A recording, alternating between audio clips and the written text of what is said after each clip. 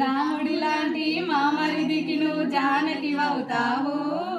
వగల మారి వదినమ్మలతోని తగుకు నువ్వుకు, దేవత లాంటి అత్తయ్యకు నువ్వు తోడుగా ఉండాలి, మారులేని మావయ్య మాటకు అడ్డుగా నువ్వుకు, అందాల పెళ్లి ఆనందంగా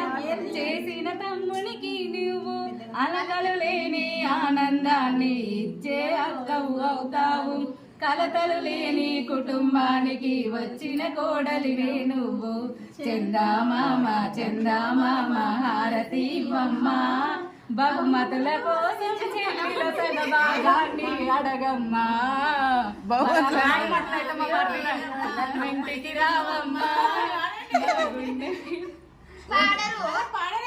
మాకు నచ్చిన బహుమతులు ఇచ్చి మా మనసును గెలుచుకోండి.